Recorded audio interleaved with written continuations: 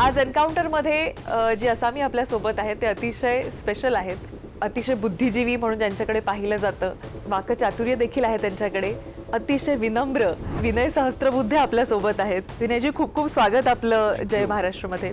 नुकतंच राष्ट्रीय स्वयंसेवक संघाचं देखील एक सत्र मुंबईमध्ये पार पडलं. 100 वर्ष संघाला झाली आणि त्यानुसार आपण बघितलं की अनेक प्रश्न काही लोकांनी उपस्थित केले की अमुक लोकांना का बोलवलं, अदनान सामीलाच का बोलवलं, शिल्पा शेट्टीलाच का बोलवलं. सर्व प्रकारच्या विचाराच्या वैचारिक अस्पृश्यता नावाचा जो विषय आहे ना, संघ त्याचा बळी आहे.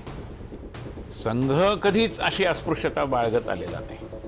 कुठल्याही प्रकारे सर्वेशाम अविरोधेन असं संघात म्हणतात की कोणाचाही विरोध किंवा कोणाच्याही बद्दलची दुर्भावना न बाळगता आपण काम केलं पाहिजे. आपण देशाचा विचार करायचा झाला तर आत्ताचं सध्याचं जे वातावरण आहे दिल्लीमधलं म्हणा, देश पातळीवरचं, राष्ट्रीय पातळीवरचं म्हणा, गढूळ झालेलं जाणवतं. मला असं वाटतं की वातावरण गढूळ करण्याचा प्रयत्न चालला आहे आणि तो दुर्दैवाने मला हे म्हणावंसं वाटतं की विरोधी पक्षाकडून जास्त पद्धतीने चालला आहे. म्हणजे ज्या पद्धतीने आर्टिफिशियल इंटेलिजन्सबद्दलच्या एका अतिशय महत्त्वाच्या आंतरराष्ट्रीय परिषदेमध्ये काँग्रेसच्या युवक कार्यकर्त्यांनी जो गोंधळ घातला, धिंगाणा घातला आणि एक बीभत्स अशा प्रकारचं निदर्शन केलं, ह्याची कुठली तर्कसंगती लावणार आपण? आता एक लक्षणीय अशी निवडणूक एशियाटिक होऊ घातलेली आहे 14 मार्चला. आपण देखील त्या निवडणुकीमध्ये उभे आहात. एशियाटिक सोसायटीला वैचारिक एकारलेपणापासून मुक्त करायचं आहे,